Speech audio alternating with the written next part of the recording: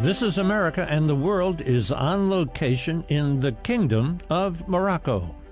It's a country of 36 million people in northern Africa, located on both the Mediterranean Sea and the Atlantic Ocean. The people are warm and friendly and welcoming, the country is safe, and nobody complains about the beautiful weather. Morocco has it all: mountains, beaches, the desert, and of course the famous cities of Casablanca, Marrakesh, Fez, Tangier, and many, many more. Over the next few programs, we'll experience Morocco's splendid culture, learn about its very ancient history, visit stunning tourist attractions, and see why Morocco is a major international trading center. We began our time in Morocco at the Museum of History and Civilization in Rabat. Rabat is the capital city, and we learned a simple and astounding piece of information. I have my eye on something at the top of the stairs here. Oh, that's very interesting item. That's the witness of the existence of humanity in Morocco. And of course, we will see the skull of the first Homo sapien in this part of the museum. Here it is, and you can even see the date, 315,000 years ago. 315,000 years ago? Yes. My word. So, this was found in north of Marrakesh, in the region of Safi, which changed the history of humanity, because the oldest one before this was in South Africa. Then now we have Morocco, has a new record in the history. So people forget that we're in Africa. Absolutely. People forget that. Yes, absolutely. But this date, 315,000 years ago. Yes, before this date. So when we're talking about the culture and the history of Morocco, you go back way, way back. Huh? Absolutely. It's a lot to count.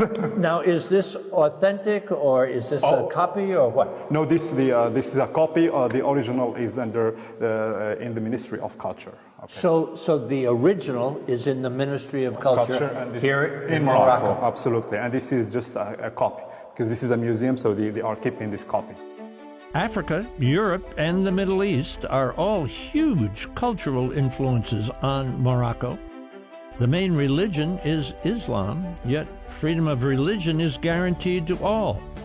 America's perception of Islam, unfortunately, misses its more positive message.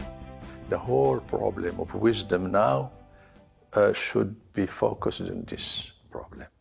Transform pleasure from having, acquiring, consuming to giving. Giving not only from a wealthy state, no.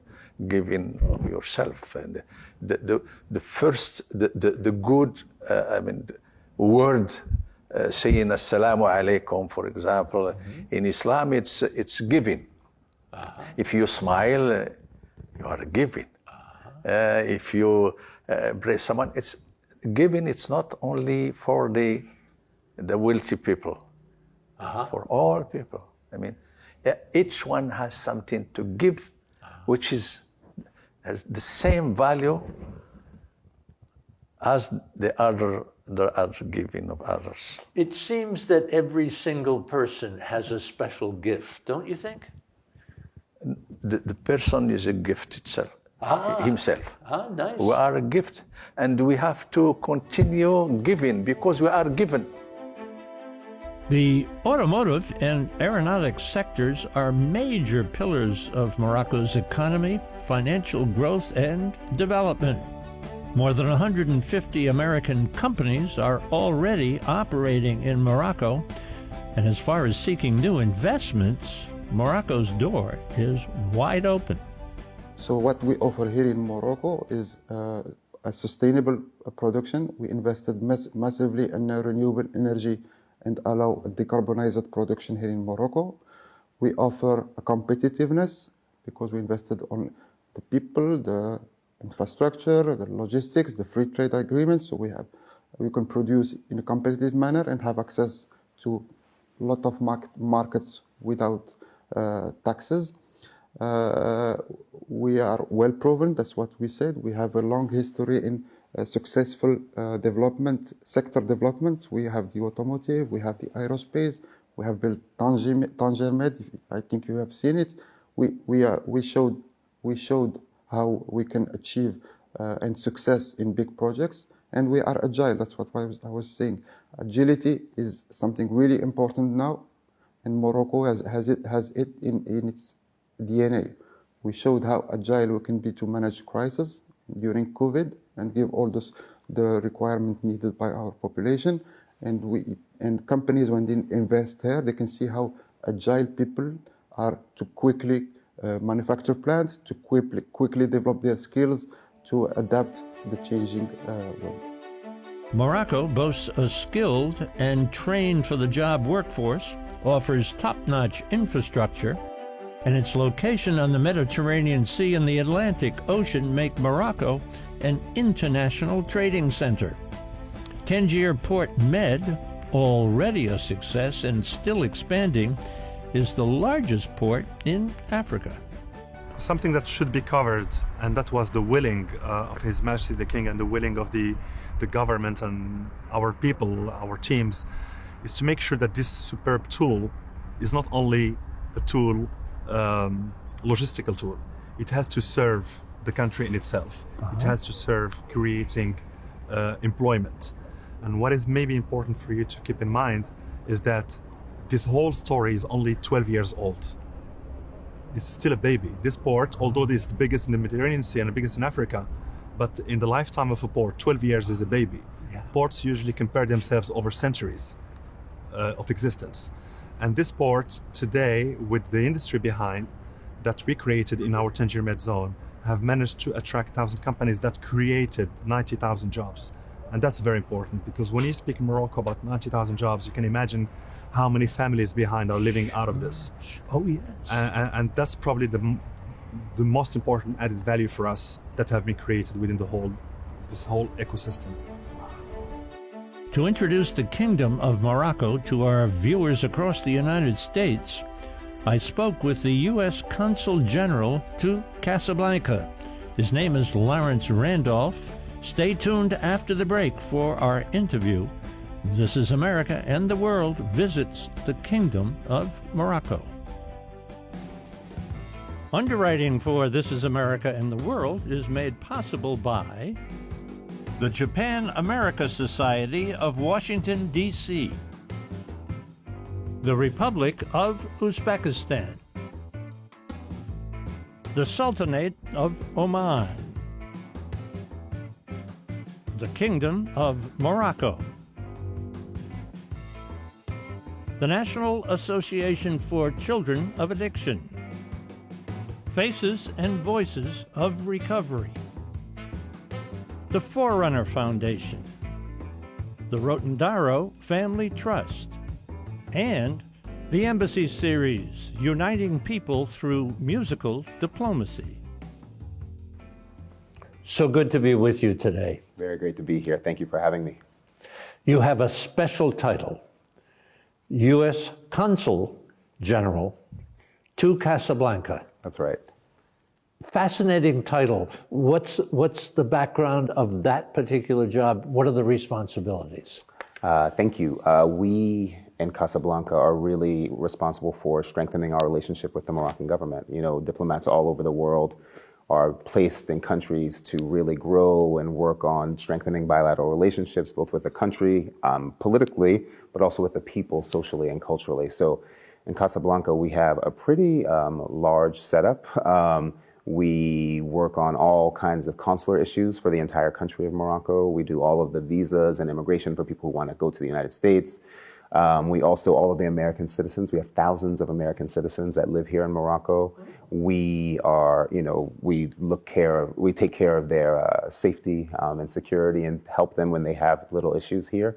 We also host the commercial service in the consulate. So there are about 150 American companies operating here, and we help them when we can understand Morocco. If there are little hiccups that they have, we help them try to smooth those hiccups out. We also help Moroccan business people who are interested in investing and doing business in the United States. So the parameter of the work that we do is pretty large in the consulate, not to mention all of the social and cultural things that we're doing to expand just bilateral relations between our two people, Moroccan and American people. Let's step back for a second. What should Americans know about Morocco? That's a good question. Americans should know about Morocco that, first, a little bit of history, that we have this incredibly historic relationship. Please, tell the folks back home. Huh? Happy to do that. This year specifically, we're celebrating over 200 years of friendship, we're calling it. We have this, I think you met with my colleague, a friend of mine actually in the north in Tangiers, Jen, yes, who is running the American legation there. And it's the 200th anniversary of that building. It was gifted to us by Sultan Moulay Suleiman in 1821, so 200 years ago. And it has just been a kind of lasting beacon, really, of our relationship. Morocco was one of the first countries to recognize our independence. We have one of the longest lasting treaties, the Treaty of Peace and Friendship with Morocco, that we have with any country in the world. And we've just continued to build on that for over 200 years. We have also a free trade agreement with the government of Morocco. It's the only free trade agreement that we have with any country on the continent of Africa. And it has really created thousands of jobs for both Americans and Moroccans. It's grown trade by fivefold, over $5 billion of trade going back and forth between our countries. So I think that Americans should know that Morocco, one, is a beautiful country, but we also have an incredibly robust economic, political, social relationship with this country. 36 million people here? Yes. Influences African, European, Middle East. I'm impressed that people identify themselves just as Moroccans with a great deal of pride. Can you talk about that and those influences? Yeah. It's fascinating to me. I've spent a lot of time in the region. I've been a diplomat for around 20 years. And Morocco is such a fascinating place because of that incredible diversity. I mean, everything from, definitely West African influences in the music and Ganawa music and other music, European influences, maybe in Andalou music coming from the north of the country. You have, and obviously the really incredibly rich Arab and Berber cultures, Amazigh cultures here that have all kind of worked together to make Morocco just an incredibly fascinating and beautiful country. So you're right, it is the diversity here is just really, really spectacular, actually. And it makes it easier then for Morocco, especially under this government, right? They've really tried to position themselves under the leadership of Mohammed VI as the gateway to Africa. And I think because they have so many different influences, they are able to, and they've worked really hard to establish free trade agreements with the United States, with Europe, with a number of African countries, with the Middle East. It really makes it easier to exploit those economic ties and really be a center point for all kinds of trade and political relationships going in all kinds of directions. So, what do you think? This occurs to me all the time. What do you think Americans and American business, especially, is missing about the potential of more investment in Africa? That's a good question. I would say that specifically in Morocco, because of the strategic location, we're so close to Europe. We're so close to, obviously, they're really great. We have this amazing port in Tangiers, Tangier Med, one of the largest ports in the world. They are also really very much, Royal Air Morocco flies all over the continent of Africa. So there are all of these links that really make Morocco a very good focal point for the continent. And I think there's all of this room for growth in American companies in Africa, I think, and specifically in Morocco. I think, the companies that we speak to here, I visit, a lot of my job is visiting the American companies and figuring out ways in which we could help with their business or, different issues that they might have. And so all of the companies, from Fruit of the Loom to I'm trying to think all of the aeronautic things Yeah, that we Boeing, do here. keep- Boeing, exactly. I mean, the list goes on and on. There's 150 of them, right? So they're always overwhelmingly positive about the workforce. People want to work, how easy people are to train and get up to speed in their task. Really, it's been incredible to see just the depth of, I mean, a very incredibly trained workforce too. I mean, really great engineers.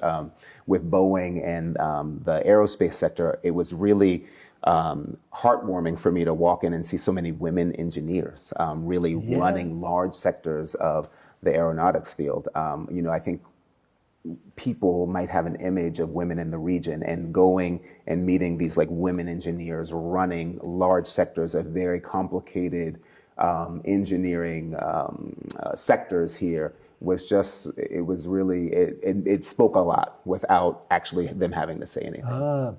You referenced a little earlier in the conversation almost 20 years as a diplomat, and thank you for your service to our country and collectively our country. I was talking with Jerome and Travis on your team, and I said, looking at your resume, there's only about 3 countries you haven't served in. But tell us a little bit about different postings you've had. So I started my career in Cairo. So my first assignment was in Cairo, Egypt. After Cairo, I spent a little time in Damascus and then went to Saudi Arabia for my next assignment, where I did economic work. And as diplomats, most of our first assignments, almost every American diplomat, we start off doing consular work and American citizen service. So we really learn the core reason why we're in any country is to protect the interests of American citizens. So it's important for us to have a really strong basis in that. So my first assignment in Egypt was doing exactly that. I went on to Saudi Arabia in the eastern province to do some economic work, and then worked in Afghanistan and Algeria and Germany. I'm forgetting some places in the United States and Libya a little bit. So a lot of places in the middle, but mostly in this region. After that assignment in Cairo and studying Arabic, I really fell in love with this region and just the language and the culture, and have been really fortunate to spend all of this time in this part of the world. I gather you speak 4 languages. Yes. Yeah, I do. Yeah, As an American, I speak English. We're very sheltered. We're very sheltered, or at least I am. Tell me a little bit about the advantage of being a person of color in Morocco, in the region, and your own African-American background. It's interesting because, with everything, there are pluses and minuses. I think sometimes, I walk in, my name is Lawrence Randolph. Yes. So a very kind of Anglophone name. And when I walk into rooms, sometimes they're like, okay, we weren't expecting you, but I'm like, well, I'm here. But, I have to say specifically here in Morocco, the reception that I've had has been incredibly warm and welcoming. People are just great. It's a very, in Morocco, there are people that look like, me, darker than me, lighter than me. It's really such a diverse country, from the north to the south. You get different phenotypes and people looking like different things. So it's been great. It's my specific background, obviously does shape the way in which I see the world, right? As an African American and as a minority in my country, I'm obviously a little bit more thoughtful about being a minority in a space. So when I have the opportunity to learn about different groups, minority groups in Morocco or different parts of the culture that might not be as known internationally, I'm always super interested. Like, what are those people doing over there? Like, what's happening in this part of the country that might not be as well visited? So I think, we just bring our own lens, and that's mine. Does it give you an entree, however, into facets of this culture? Yeah, I think so. I remember once I had the honor of accompanying Nawal al-Mutawakkil, who is one of the first African Arab Muslim women to win a gold medal in the Olympics in LA, actually. She did her studies in Iowa in the 80s, early 80s, late 70s, early 80s. And we were on a sports caravan where she does sporting events, and specifically for young girls in rural parts of the country where it might not be socially and culturally as well accepted for girls to be really participating in sports. And so she's really trying to get people moving all over the country. So I accompanied her on this trip that she was doing in the South, way in the South. And most of the people in this one part of the town looked like me. And we were sitting for dinner. And one of the officials who came to welcome us, you know, he sits next to me and he grabs my arm and he was like, "I'm so happy you're here." He was like, you know, to see you looking like me, running a U.S. mission abroad, he was like, "It makes me proud." And I was like, "Thank you." You know, I'm also happy to be here representing my country, learning about you and how we can partner even more and grow and learn from each other. So I think it does, you know, again, you know, people bring a host of diversity in our diplomatic corps. And, you know, my specific story does, you know, does add a specific lens on how I view the country and how I interact with people here. You have a lovely neighbor, a little dog next door, but not so little, I would assume, from the sound of it. But I think of that as natural sound. Yes. You know, it's there. What can we take away from our conversation? That the interview is over. You're tending now to the family. What you say? He didn't ask me that question, or boy, I wish I would have said that. Take a second and just say, you know, what is that one piece of information or message that you'd like to get across? I guess I would say we just have an incredibly rich relationship with the country of Morocco. We cooperate on all kinds of things, from political and economic, commercial, security. Really just the gambit of things that we're working on with the Moroccan government is really vast. And so it's been very nice to be part of this story. You know, it's a 200-year story of Moroccan-American relationships, over 200 years actually. Everything from the free trade agreement that we have, to this legation that we have in Tangiers, to this, you know, in Casablanca, we also have an American library, American space called Dar America. Dar in Arabic means home. And generations of Moroccans have learned English and had interactions with Americans there. And I just feel really honored to be able to lead this mission of really brilliant Americans and Moroccans working to bring our countries closer together. And I also feel really honored to be in this beautiful country. It's so diverse. And if there's any wish that I would have for Americans watching this, is that you should come and visit. Moroccans are incredibly hospitable. It's such a diverse country. From the north, where you have the Mediterranean beaches and the Atlantic beaches, you have desert and ocean and mountains, and the food is such, I think you've experienced this, a very rich culinary tradition. I think people know possibly tagines and couscous, but all kinds of interesting other dishes. My favorite is rafisa. Remember that if you come. Order rafisa when you're here. What is it? It's a very nice dish with crepes, like at the bottom, something like a crepe, and then this chicken, lentil, vegetable, spicy stew that they put over it. Anyway, it's delicious, trust me. I could tell you're enthusiastic. I'm a fan. But yeah, again, you know, I just feel very fortunate to be able to continue this tradition of American diplomats that we've been here for over 200 years, serving and growing this relationship. And I think you also know that we have this beautiful, in Casablanca, where I have the honor of serving, we're building a new consulate, actually. So it's even investing in the relationship even that much more. So I'm looking, in Arabic you say lokbal, like we look forward to even more. So I look forward to even 200 years of continued relationships with Morocco, and even more than that. So I just feel very lucky.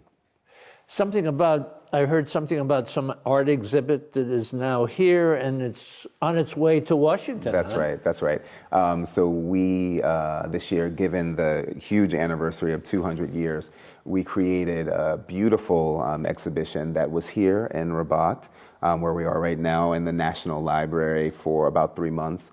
Right now, it's in Casablanca at the Salawi Foundation, and it's an absolutely gorgeous exhibit. Everything from, we have Jimi Hendrix boots in this exhibit, and actually, it's moving to Washington, D.C.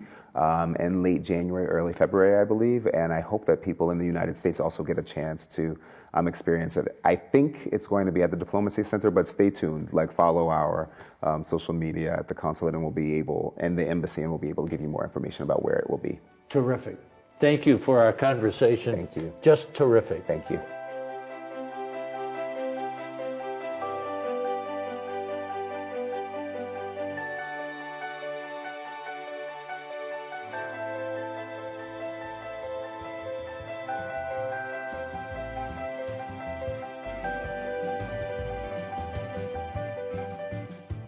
For information about This Is America in the World, visit our website, thisisamerica.net, or our YouTube channel, This Is America TV, and follow us on Facebook and Twitter.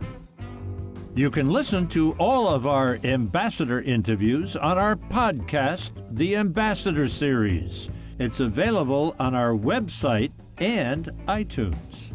Underwriting for This Is America in the World is made possible by